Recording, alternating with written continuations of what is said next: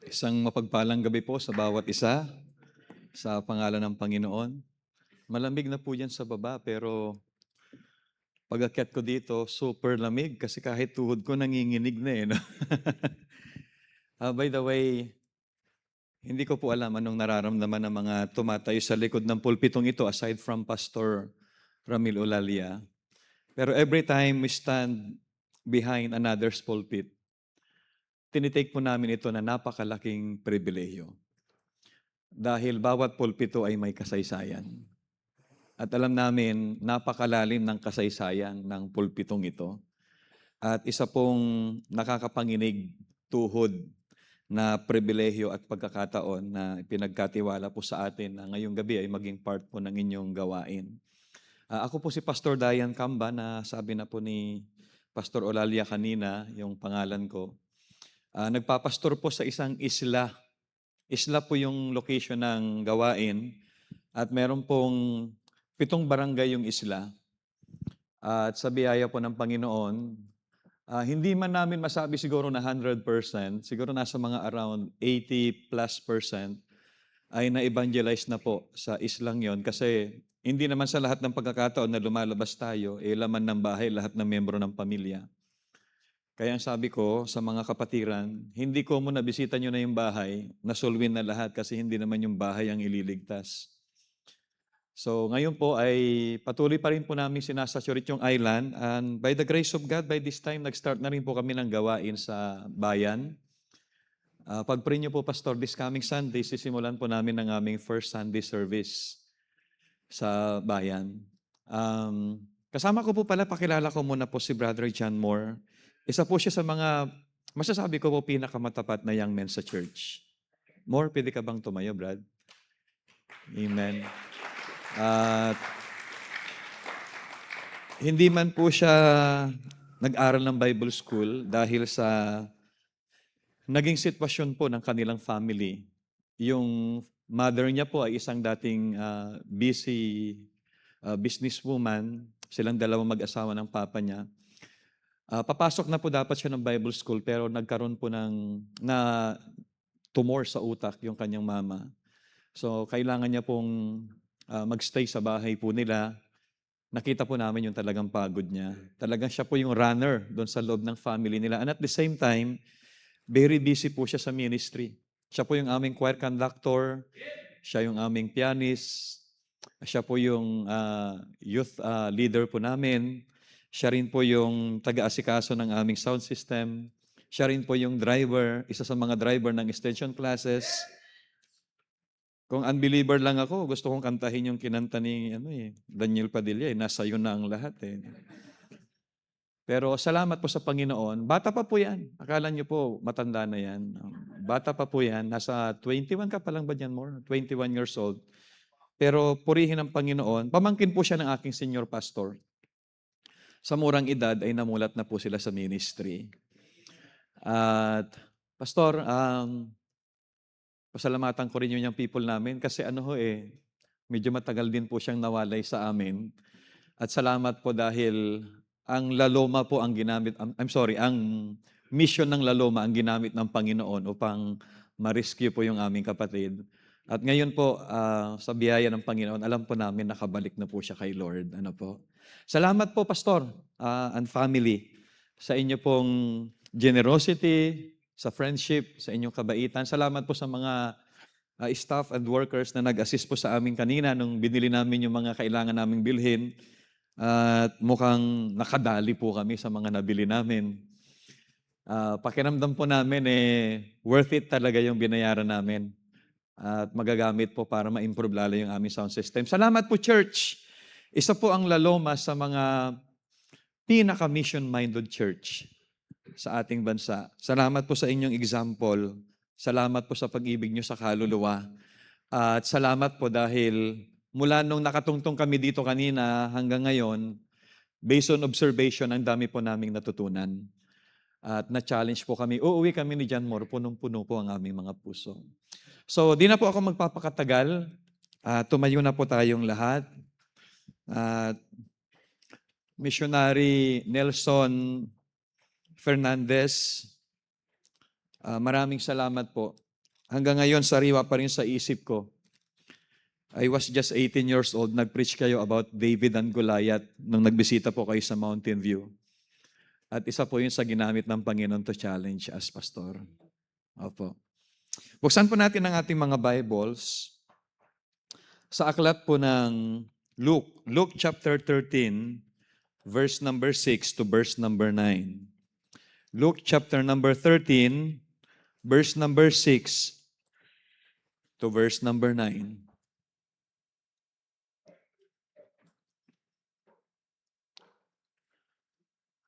Okay, wag po kayong mag-alala, hindi po ako masyadong ah, ano tawag dito, mahabang mag-preach. Yung sakto lang. Ah, kung gaano ako katangkad. Opo, hindi ko kayang magsalita ng sobrang haba, no? Hindi ko alam kung bakit. Siguro may kanya-kanyang disenyo ang Panginoon.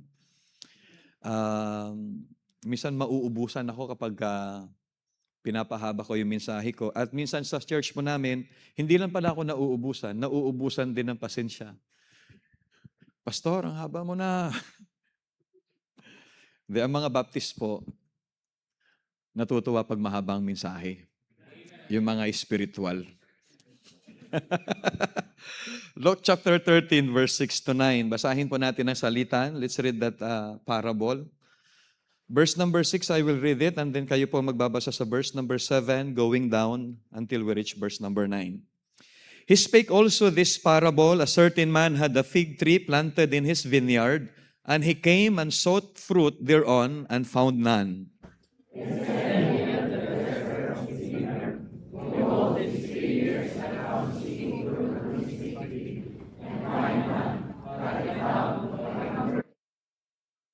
And he answering said unto him, Lord, let it alone this year also, till I shall dig about it and dung it.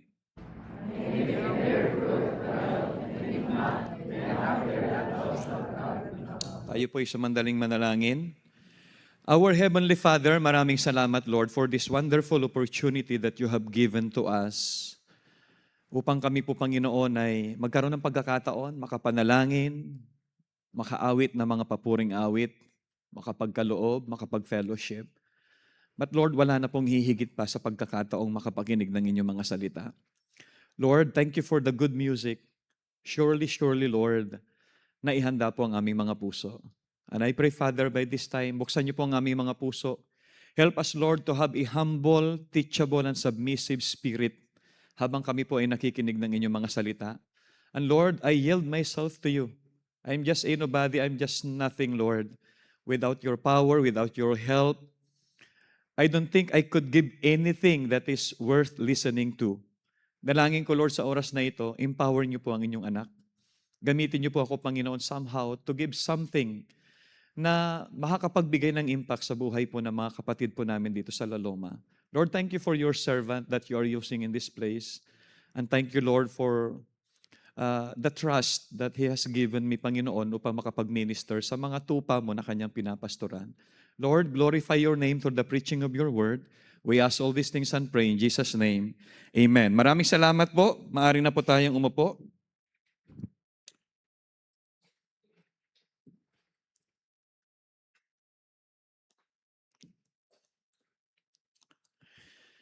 Itong parable po na ating binasa, upang lalo po natin itong maunawaan, di-describe ko lang po. Merong isang, ipapaliwanag ko muna po yung mga characters na binanggit po dito sa parable na ito. Nabanggit po dito yung owner ng vineyard. Okay, nabanggit din po dito yung vine dresser. And nabanggit din po dito yung fig tree. Yung owner po ng vineyard dito is none other than God the Father. Yung vine dresser po dito, it represents the Lord Jesus Christ. At yung fig tree dito, it represents us bilang mga mananampalataya. And in this parable, mga kapatid, we could see clearly na yung owner nung vineyard na ito, ay dinalaw niya po yung kanyang ubasan, especially yung fig tree. At nung dinalaw niya yung fig tree, this owner is expecting fruit from it. Pero nung nakita niya, After a thorough observation, nakita niya walang bunga. And how disappointed he was. Mga kapatid, this parable teaches plainly about what God is expecting from us. Ang Panginoon po, meron siyang ine-expect mula sa atin. Hindi lang ho niya tayo niligtas and then that's it. Hindi lang po niya tayo niligtas and then nilagay niya tayo sa simbahan and then that's it. Meron pong dahilan bakit tayo niligtas ng Panginoon. And tonight, I would like to share the 4 expectations of the owner of this vineyard in the parable, which represents God's 4 expectations from us bilang mga mananampalataya. So mag-dive in na po tayo agad sa mensahe. In the first place, gusto ko pong makita His expectation of possession. His expectation of possession. Verse number 6, basahin po natin yung talata. He spake also this parable, a certain man had a fig tree planted in his vineyard. And he came and sought fruit thereon and found none. So makikita po natin mga kapatid, na itong owner, ito po ang nagmamay-ari ng vineyard. It is his vineyard, not anybody else vineyard. He owns the fig tree. He planted it according to the parable. He is the owner. Siya po yung nagmamay-ari. In the same way, I want us to understand, mga kapatid, na tayo po ay pagmamay-ari ng Diyos.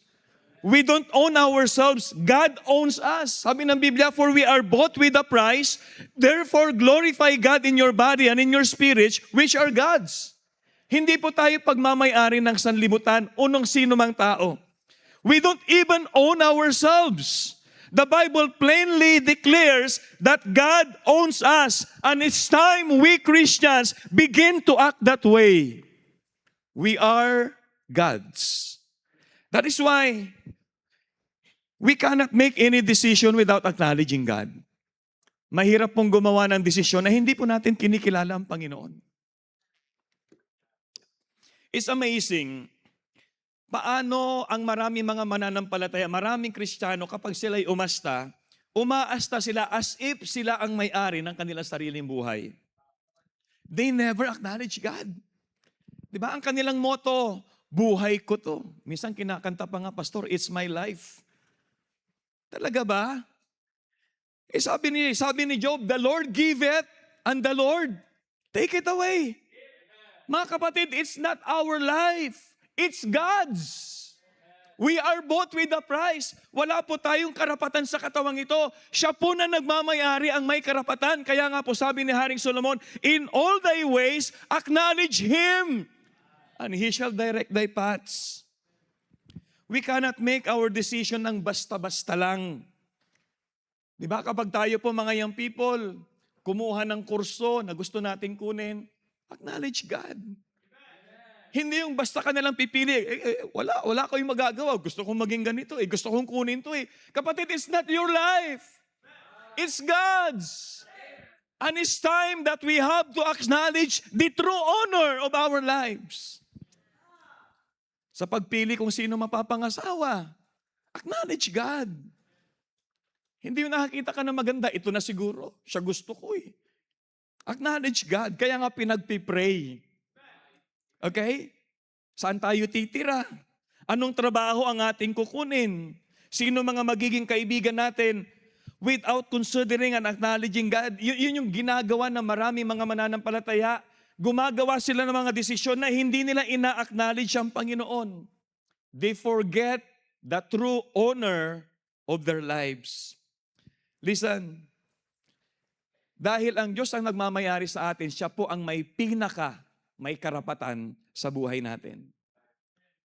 I can recall, Pastor, nung graduate po ako ng high school, it's really my dream to become a civil engineer. Pangarap ko po na sa hirap ng buhay, pangarap ko na one day maipagpatayo ko ng maayos na bahay ang mga magulang ko. Pangarap ko na one day masuportahan ko man lang sila sa kanilang pagtanda. But I can't explain. One day, umattend po ako, there was a youth camp na ginanap po sa isang municipality dito sa Pangasinan. Umattend po ako, sumama ako. Habang nangangaral po yung pastor, naramdaman ko po yung panawagan ng Panginoon sa buhay ko. By that time, graduate na po ako ng ng high school. So, yung mga plano ko po, Pastor Nelson, planchado na po, Pastor. Mag-aaral ako, may scholarship na in-offer. Tapos na po yung mga plano ko. Pero habang nasa kampo ako at nangangaral po yung pastor, especially during the invitation, narinig ko po, naramdaman ko yung panawagan ng Panginoon, anak, gusto kitang magsuko ng buhay, pumasok ka sa Bible school, gusto kong maging lingkod kita balang araw. Gusto ko pong tumanggi. Sa isip ko, paano na yung mga plano ko? Ano na nasasabihin ng mga kaklase ko? Ano na nasasabihin ng mga teacher ko nung high school na nag-alok sa akin ng scholarship, na tinulungan ako magkaroon ng scholarship? Paano na lang yung expectation ng mga magulang ko? Pero habang ako'y nag-struggle, naramdaman ko yung pangungusap ng Panginoon, hey, Dayan, sino bang tunay na magmamayari ng buhay mo? And that night, I surrendered my life upang pumasok sa Bible school. Kaya po, biyaya ng Panginoong Diyos, ako po ngayon ay isang lingkod niya, nagpapastor sa isang isla. Sa biyaya ng Panginoon, ginagamit niya. Mga kapatid, listen, wag po nating ituring na parang kalugihan ang tawagin ng Panginoon. Wag nating ituring na para bang natalo tayo sa laban kapag tayo ay nagsuko ng buhay sa Panginoon. Listen, sa dami ng tao sa mundong ito, it's a great privilege na isa ka sa mga tinawag ng Diyos. Hindi po kalugihan.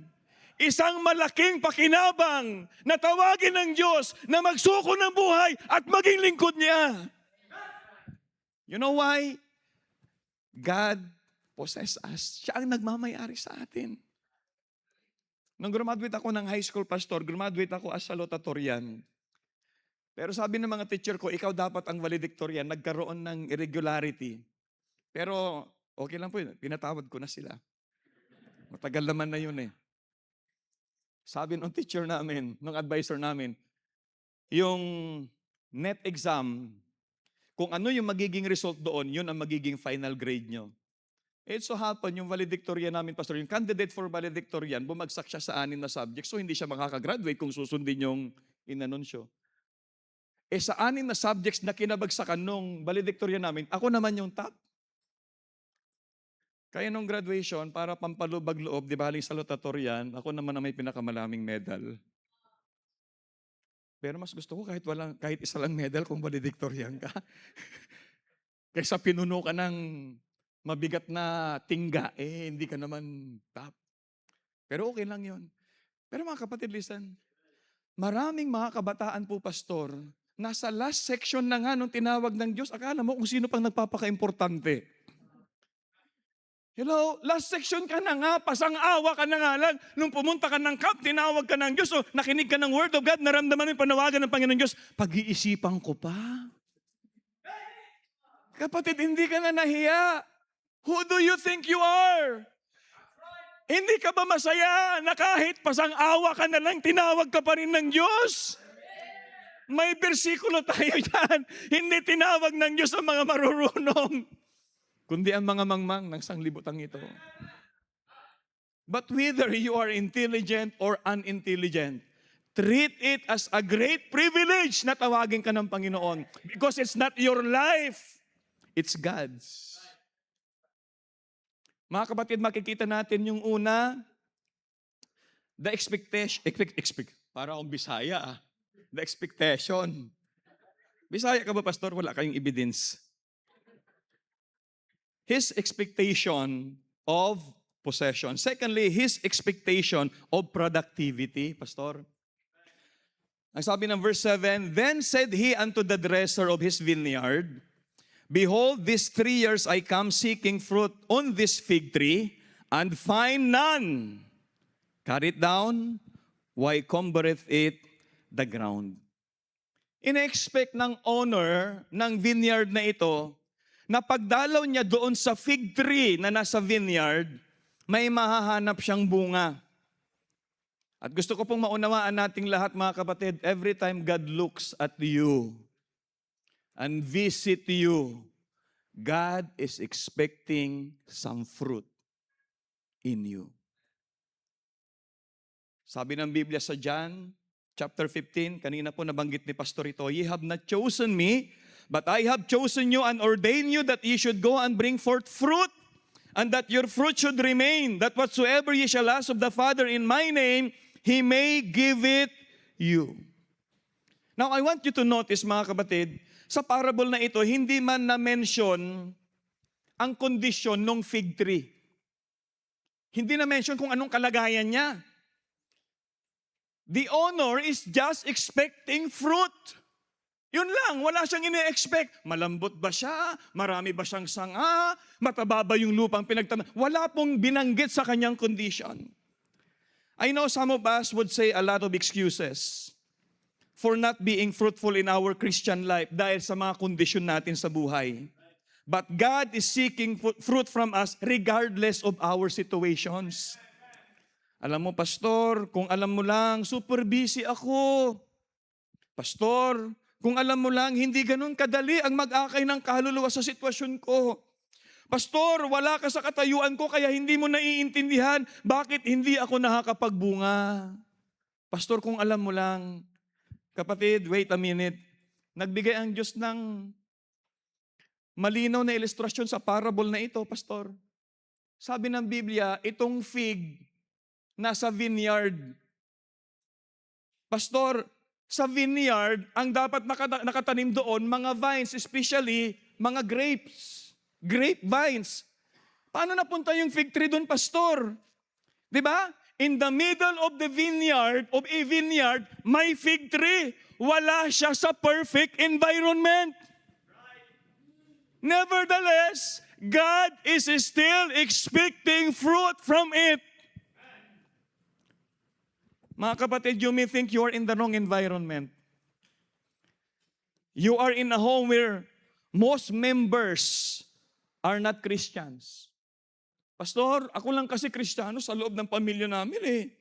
Maaring nasa school ka na yung mga kaklase mo, binubuli ka. Maaring ang mga magulang mo ay unbeliever. Maaring nasa isang lugar ka na napapaligiran ka na maraming mga makasalanan, mga hindi makadiyos at masasamang tao. But listen kapatid, I don't care where God planted you. God is expecting fruit from you. So stop thinking of your excuses and begin focusing on what God is expecting from you. Alam niyo, naalala ko ngayong gabi yung misis ko. Yung misis ko po, ipinanganak po siya sa isang broken family. Nung siya po yung nakakilala sa Panginoon, grabe po yung persecution sa kanya. Yung magsisimba lang siya, struggle na. Nung nasa lumang relihiyon po siya, nung member siya ng lumang relihiyon, kahit every Sunday siya magsimba, hindi siya pinagbabawalan. Pero nung naging baptist siya, magsimba lang, struggle na. Pinagbabawalan siya, pinagagalitan niya. Lalo na nung sumama na po siya sa ministry. Lalo na po nung natuto siya mag-soul-winning. Alam niyo po, there were nights na uuwi ang misis ko, young people pa lang siya noon. There were nights, uuwi siya. Pinagsarahan po siya ng pintuan. Nilak talaga yung pinto, pastor, Sunday night yan. Kailangan pa pong maghanap ng misis ko ng butas na bintana or anything na pwede niyang gapangan para makapasok po siya sa loob. There was a time na nakwento niya noon sa amin, dahil sa pagdalo niya sa gawain, yung pagkain po dapat na ititira sa kanya, ipinakain sa aso. Could you imagine that? Lalo na po nung nagsuko siya ng buhay. Yung ate niya po na nasa abroad, galit na galit sa kanya. Nagkaroon ng gap. Dati paboritong kapatid yon. Pero hindi kinatuwa. Nagsuko siya ng buhay. Pero mga kapatid, hindi niya po ginawang excuse yun. Nagpatuloy po siya. Pinurso niya po yung pagsusuko ng buhay niya sa Panginoon. Naging active soul winner siya. Naging extension class teacher siya. I mean, hindi niya ginawang excuse yung kanyang environment, yung nangyari sa kanya, yung kanyang situation at yung kanyang kondisyon upang hindi maging fruitful. Fast forward. Ngayon po, yung kanyang nanay at stepfather nakakilala sa Panginoon at nagsisimba na po. Yung kanyang mga kapatid, kahit po sa kabilang side, nakakilala po sa Panginoon. At yung kanyang ate na nasa abroad, May nangyari pong accident sa kanya how many years ago. Ginamit ng Diyos yung sitwasyon na yon upang mailapit po siya sa Panginoon. Pastor, nadurog po yung isa niyang paa. Nagkaroon po siya ng depression. Ginamit po tayo ng Panginoon upang masyaran siya ng Word of God, mailapit siya sa Panginoon. Nung medyo gumaling na po siya, umuwi po siya from Taiwan to Philippines upang magpabaptize. Ngayon, isa po siya sa mga pinakamalaking supporter ng aming church. Are you getting my point? Sa lugar po ng misis ko, mga kapatid, tinatawag namin doon, Balimbuhaya. Yung mga tao doon, kaaga-aga pa lang, nagmumura na. Yung mga tao po doon talagang, ang aga-aga pa lang, nagmamarites na. Laging inuman. May mga nagda-drugs. Pero mga kapatid, hindi niya ginawang dahilan yon upang hindi siya magbunga. And by the grace of God, God rewarded her faithfulness. Mga kapatid, God is expecting na tayo po ay maging productive. Inaasahan ka ng Diyos. Inaasahan ka ng Diyos. Kapatid, anong excuse? Anong iniisip mong dahilan bakit hindi ka makapagbunga? Kapatid, wala tayong maidadahilan. Walang perfect environment upang maging mabunga. Wherever God put you, you have to be productive. Amen? May kausap pa ba tayo dito? Number 3, His expectation of preparation. His expectation of preparation. Verse number 8. And he answering said unto him, Lord, let it alone this year also till I shall dig about it and dung it. Nakiusap itong vine dresser. Sabi ng owner, putulin na natin to, sayang. Bakit pa natin naabalahin yung lupa? Putulin na natin to, sayang yung space. Putulin na natin, hindi siya nagbubunga. Nakiusap po yung vine dresser, sabi niya, pwede bang isang taong palugit pa? Gagawan ko ng paraan upang mapabunga ito. And look at the process na kanyang gagawin upang mapwersang magbunga itong fig tree. Sabi niya, I shall dig about it and dung it. So dig and dung. Yun ang magiging proseso. Now, to dig means to remove something out of it. Diba? Pagka nagdig ka, ang tawag namin doon, parang i-cultivate mo ba yung halaman, huhukayin mo yung palibot ng halaman. Tapos ilalabas mo yung lupa, minsan may nasasamang mga roots o mga mahahalagang bagay na naandun. The purpose is to bring out something from it. Okay? The purpose is to make it productive. Mga kapatid, listen, kung hindi po tayo magbubunga, despite sa laging paalala ng salita ng Diyos, despite sa laging pangungusap ng banal na Espiritu, despite sa laging pangangaral ng ating pastor, if we don't bear fruit, there will come a time that God will take something out of us to force us to bear fruit. It could be some important people in our lives. It could be some possessions that we have, things that we enjoy. It could be our health. It could be a body part. Katulad doon nangyari sa isang pastor sa Cagayan. Mga bagay na kapag inalis ng Diyos sa buhay natin, magigising tayo sa realization na magdadala sa atin sa productivity. Naalala ko po yung mama ni Brother John Moore. Kinausap ko siya kanina kung pwede kong i-share yung kwento ng kanyang mama. Yung mama niya po graduate ng Bible school. So God is expecting a lot from her because much is given, much is required. Naging worker po siya ng church. Pero dumating po sa point na na-distract po siya dahil sa business. So hindi po siya nagbunga. Alam niyo po yung nangyari, Pastor? God dig around that fig tree. Maraming tinanggal ang Panginoon. Nawala po ang kanyang magandang kalusugan. Nagkaroon po siya ng malalang sakit. Nawala po yung kanyang business.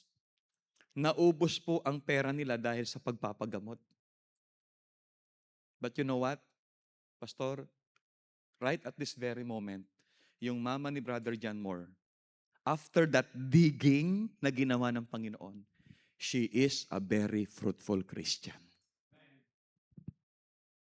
Halos araw-araw. Andun po siya, pastor, naka-wheelchair, nakaupo siya sa terrace ng kanilang bahay. Nag-aabang ng taong matatawag niya upang pag nakaway niya, lumapit, share niya ng gospel. Okay? Noong hindi pa po siya naging baldado, wala siya naging bunga. May mga nashiran pero wala nagtagal. Pero ngayon po sa biyaya ng Panginoong Diyos, kung kailan siya naging baldado, doon siya lalong ginamit ng Panginoon. At ngayon po maraming na-challenge sa kanyang buhay. Kasi kahit paralyzed siya, naglilingkod, nagsisimba pa rin siya. Every service that we have in our church, at maraming mga tao nagtatanong, kung siya kaya niyang gawin, kahit ganun ang kalagayan niya, abay, paano pa kaya kaming malalakas? She became fruitful. Pero bago siya naging fruitful, unfruitful siya. At bago siya naging fruitful, from being unfruitful, God dig around his life. Yung pangalawang process na ginawa dito sa preparation is not just digging, pero sabi niya, I will dung it. Yung digging, you will get something out of it. Pag sinabi naman natin dung, you will have to put something in it. Tatapalan mo naman. Pero pag sinabi nating dung, mga unpleasant things po ito eh. Mga bagay ito na hindi kanais-nais. Usually sa amin po dahil farmer po ako, pag sinabi nating dung, ang termino po nito parang inaabunuhan natin na in an organic way. Minsan po ang nilalagay dito mga nabubulok na mga bagay. Minsan mga dumi ng hayop, etc. Sa ating buhay Kristiyano, this is the application. Kung hindi po tayo magiging mabunga, at ayaw po nating magbunga, hindi lang po magtatanggal ang Diyos na mga mahahalagang bagay sa buhay natin na ini-enjoy natin, tatabunan din tayo ng Panginoong Diyos na mga bagay na ayaw natin. Just to force us to bear fruit. It can be sickness, it can be persecution, it can be struggles, or it could be tragedy or calamity, crisis, or a situation that could shake us but would make us realize our real purpose in life. Again, wag po tayong lalayo. This digging and dunging process, ginagawa ito not to punish us, but to make us bear fruit.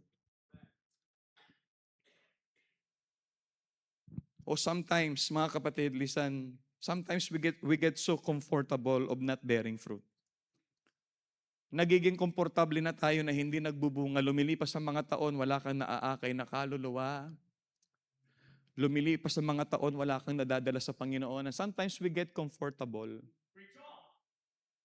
Okay naman, pastor, at least every Sunday nasa church naman ako. Every service nandun naman ako.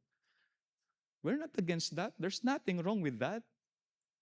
Pero kapatid, God is expecting us to bear fruit. God is mga kapatid, ang pag-aakay po ng kaluluwa, hindi lang trabaho ng pastor at ng mga workers. Hindi lang po ito trabaho ng mga Bible students. Sabi ng Biblia, He that believeth on me, the things that I do shall he do also. And greater works than this shall he do because I go unto my Father. Sabi ni Jesus Christ, He that believeth on me. Kung ikaw ay sumampalataya, God is expecting you to do His work. And that work is none other than bringing souls to Christ.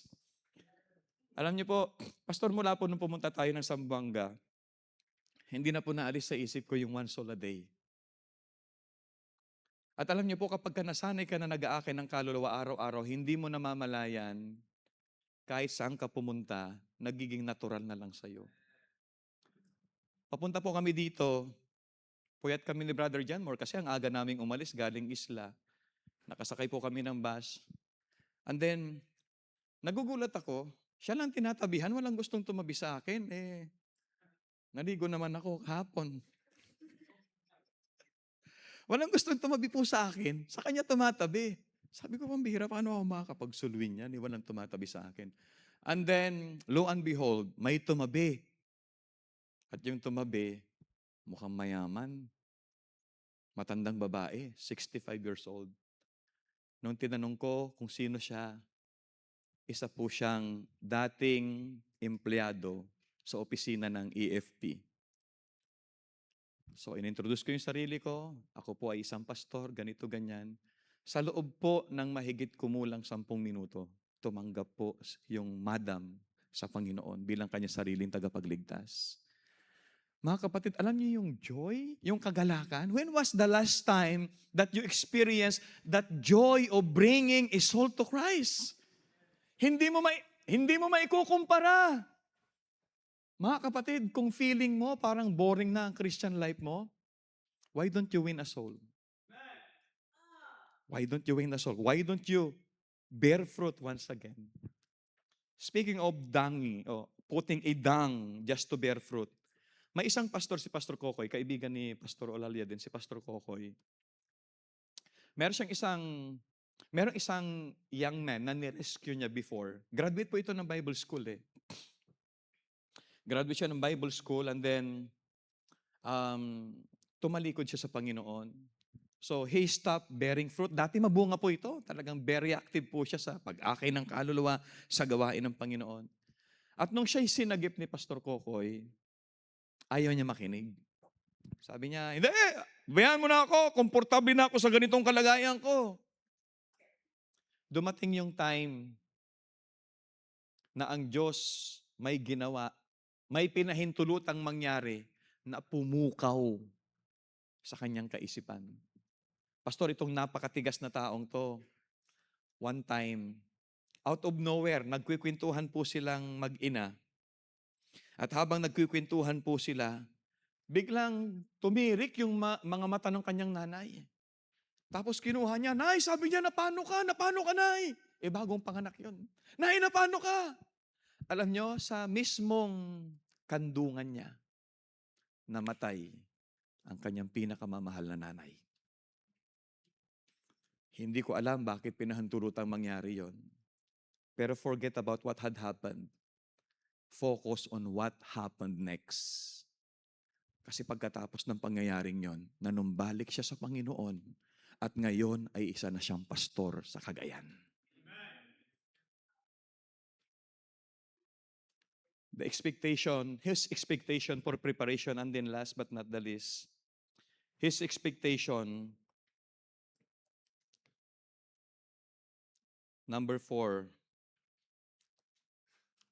Gising pa po ba tayo? Balita ko po yung mga Tagalaluma, gabi na daw matulog. His expectation of purging. His expectation of purging. Verse number 9, Lord, let it alone this year till I shall dig about it and dung it, and if it bear fruit, well, and if not, then after that, thou shalt cut it down. Ito pong owner, binigyan siya ng 3 years, yung fig tree, upang maging productive.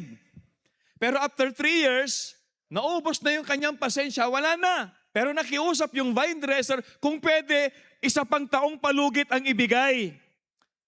Pero after 1 year, sabi niya, I will cut it. Could you imagine mga kapatid, for 3 years, itong fig tree na ito, he was just idle and doing nothing for the Lord. God the Father wanted to cut him off, but the vine dresser, Jesus, begged for another year before it will be cut off. 1 year speaks of the time given before it would be cut off. Mga kapatid, ako po'y naniniwala sa awa ng Diyos, pero naniniwala din po ako na ang awa ng Diyos ay may expiration. Sabi ng Biblia, the Lord is not slack concerning His promise, as some men count is slackness, but is long-suffering to usward, not willing that any should perish, but that all should come to repentance. Pero ang awa ng Panginoong Diyos ay hindi po pwedeng pagsamantalahan. It will come to an end. Hindi sa lahat ng mga pagkakataon na binigay sa iyo ni Lord para mabago isip mo at ma-realize mo yung mga bagay na dapat mong ma-realize, for eternity, forever, it will have an end. Meron kaming member sa aming church, Pastor, it was way back how many years ago. Ang pangalan niya po ay si Brother Edmond Soriano. Related din siya kay Brother John Moore. Meron po siyang chronic kidney disease. Yung katawan niya po talagang lumobo na from head to toe, talagang, alam niyo po yung lumobo talaga, wala na pong kasyang anumang damit sa kanya. So, kailangan na lang po siyang balutin ng kumot dahil sobrang lobo na po. Yung katawan niya po nilaso na ng creatinine at hindi na po makapag-circulate ang fluid sa kanyang katawan. Hopeless na po talaga. So, sinasabi ng lahat ng mga tao, even mga doktor, wala na, antayin na lang. It so happen, nung araw na yan, na nakita namin yung kalagayan niya, nakausap pa namin siya, na-share namin ng Word of God, and you know what? Gumawa po ang Diyos ng miracle. Pastor, gumaling po. Gumaling siya. By the grace of God, gumaling siya. Naging worker ng aming church. Graduate siya ng soul winning training. Naging preacher, naging assistant ko nga ako eh. Pag wala po ako, siya po yung nagpipreach sa pulpit. And he was a great blessing to the church. Pero, somehow, may nangyari. Na-distract yung kapatid. Nawalan ng interes sa gawain ng Diyos, sa mga bagay na maka-Diyos at nagsimulang maging stagnant. I remember one time, kung paano ako nakipagbuno sa kanya, sa pagbibigay ng advice at encouragement. Brad, itama mo yung buhay mo sa Panginoon. Hindi yan ang dahilan bakit ka binigyan ni Lord ng pangalawang pagkakataon. Sabi niya, Pastor, kahit anong sabihin nyo, hindi na magbabago isip ko.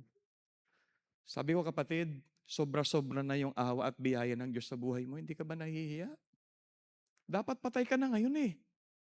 Pero dahil sa biyaya ng Diyos, binigyan kanya ng pangalawang pagkakataon, huwag mong sayangin at alalahanin mo kung ano ka before kang nakakilala sa Panginoon.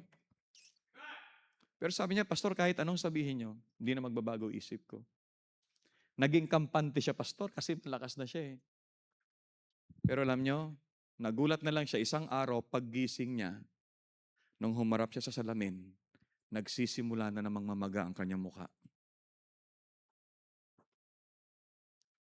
Naalarma siya kasi may naalala siyang past history eh. Dati namamaga siya. At yung pamamaga, umabot hanggang baba. I tried to warn him, pero hindi po siya nakinig. I tried to remind him about God's purpose for his life, na dapat maging fruitful siya, na dapat maging matapat siya, na dapat bumalik siya sa Panginoon. Pero ayaw niya. He insists. Ayaw niya.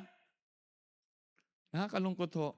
Pastor, isang araw, sa kalagayan niyang malayo siya sa Panginoon, isang araw, sinikap niya magpa-check up, kasama ng kanya may bahay. Nakasakay po sila ng van.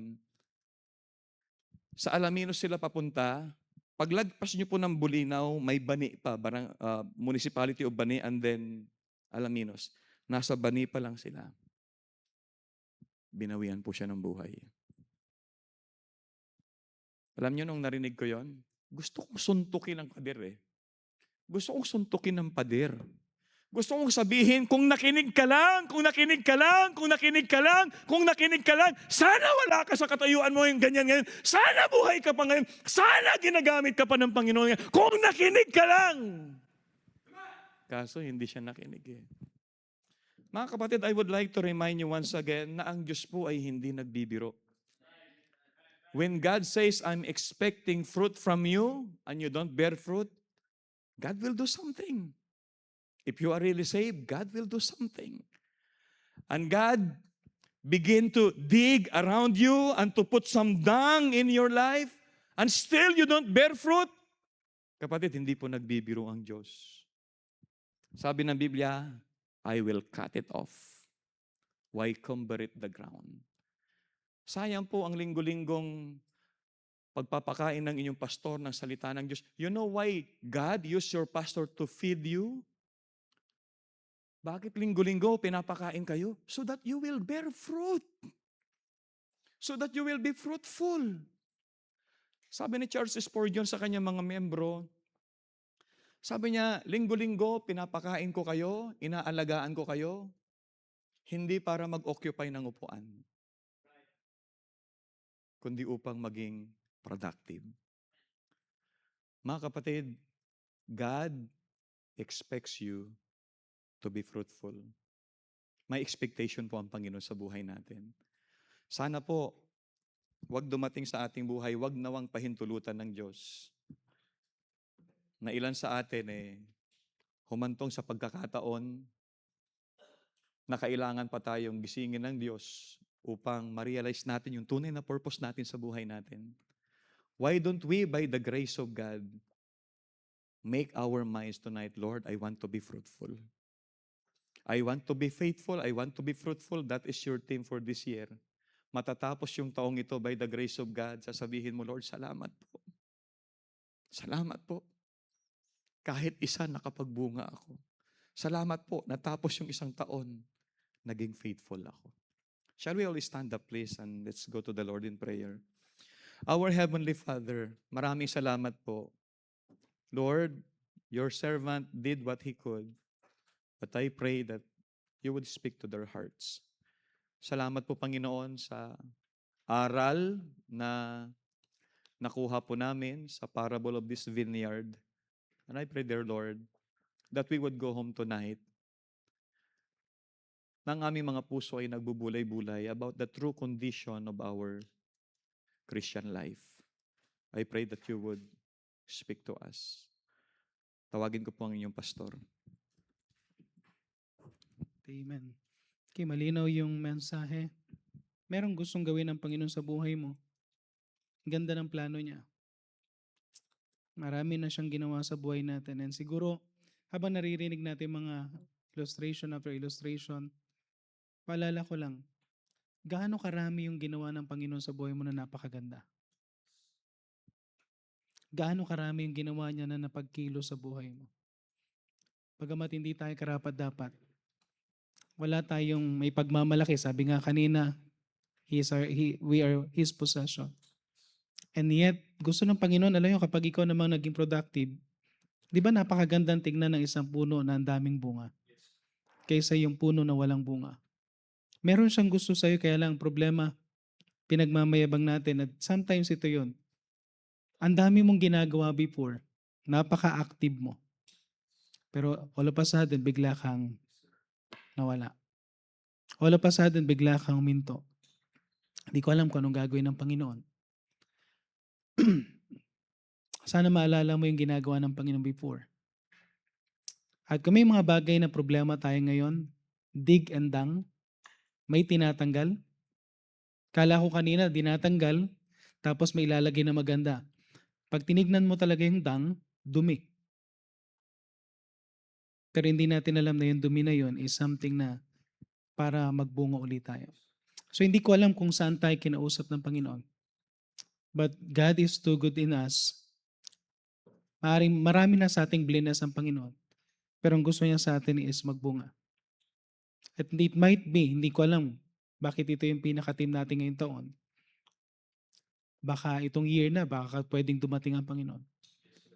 Hindi ko naman sinasabi na sana dumating na yun ang expectation natin. Pero kung hindi man dumating ang Panginoon, at least may nagawa ka bago. Or maaaring hindi man dumating ang Panginoon, pero ito na yung time na baka bawian tayo ng buhay. So, kung merong pinangusap ang Panginoon habang tumutugtog ang ating pianist, hindi na natin patatagalin, malinaw yung message. Maraming illustration, and I think, kung ilalagay mo yung sarili mo sa bagay na yan, at natatakot ka sa calling, I think that sa kanyang wife, hindi natakot. Sometimes, kung may gagawin ng Panginoon sa buhay natin, He will suffer a lot. Pero yung suffering na yun, ang gusto ng Panginoon, marami siyang gagawin sa buhay mo. Hindi mo maunawaan kung anong gagawin ng Panginoon. And sometimes sasabihin mo, masyado kang pakialamero, Panginoon. Pero meron lang siyang gustong gawin sa buhay mo. Even kami mga pastor, nasasaktan din kami because we do our part para ipakainin, para mag-preach. By the way, sinong taong gusto na kagalitan ka ng tao dahil sa mga bagay na sinasabi mo? Ayaw namin ng ganun, pero if God is doing something, if God wants to dig, if God wants to dung something sa buhay natin, yan ang way ng Panginoon. Digging and danging. Pero kailangan mo daanan just to be fruitful. Yung paalala kanina, huwag mong sabing malakas ka ngayon. Kung hindi mo i-decide ng tama at hindi ka magdi-decide, hindi pa natin to missions conference, pero kung sinabi mo, tinawag ka ng Panginoon, and one time pumunta ka dito sa harapan, you said, tinawag ka ng Panginoon, pero until now, hindi mo ginagawa yung expectation ng Panginoon. Wait until God will do something. Wait until time na may experience mo yung sinabi kanina. Do not wait na may mangyari sa loved ones mo because of you. Do not be like Jonah na maging curse ka because you are not following ang calling ng Panginoon. I thank God na sinabi ng Panginoon, mag-resign ako sa work. Resign sa work. Pinagalitan ako ng auntie ko, pinagalitan ako ng mga kakilala ko. Pero ako nagpapasalamat personally sa nanay ko. Siya yung nahirapan pero hindi niya ako pinagalitan. Siya yung naglabada para magkaroon ng yung saglit ng income yung family namin before. Pero wala akong narinig na negative sa kanya. And I thank God na pinayagan niya ako na mag-serve sa Panginoon.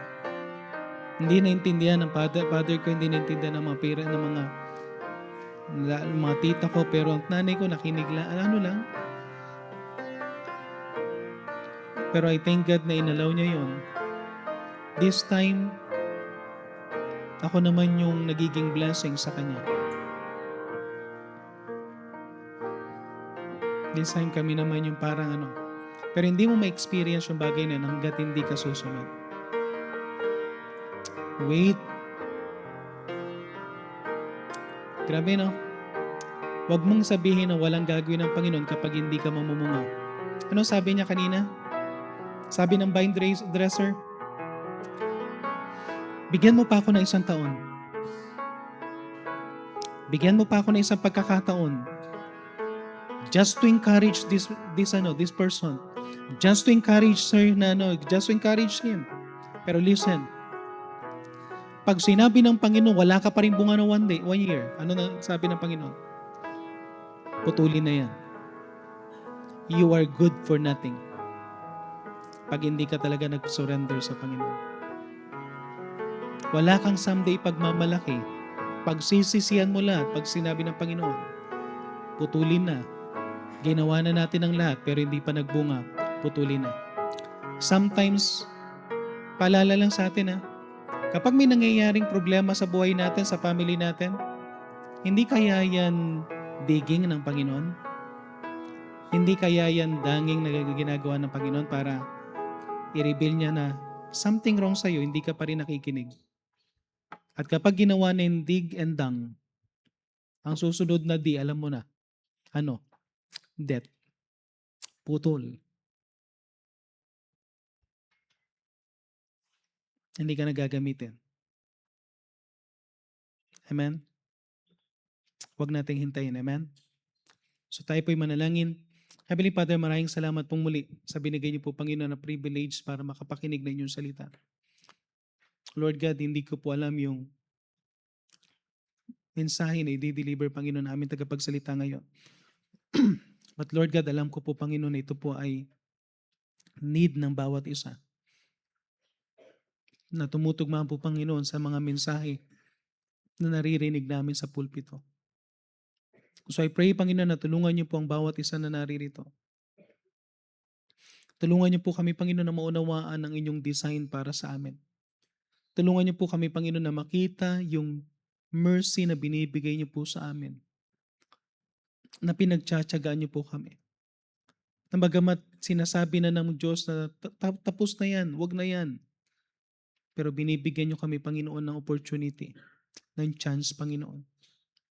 Lord, I pray na wag naming sayangin ang ginagawa niyo po na dig and dung sa buhay namin. But rather, Panginoon, tulungan niyo po kami that we will desire mamunga. Kahit pa isa-isa muna, Panginoon. later on, makita namin, Panginoon, na magiging hitik yung bunga namin, Panginoon. At kami po ay maging kagamit-gamit sa inyong kalulatian. At makita namin kung paano po maging blessing ito. At yung mga kwento kanina, Panginoon, kung paano po yung mga tao na nanumbalik sa iyo, ginamit ng Panginoon, pwede namin ma-experience. But do not allow, Panginoon, na mayroon dito, Panginoon, na tinatawag niyo po, pero ayaw makinig.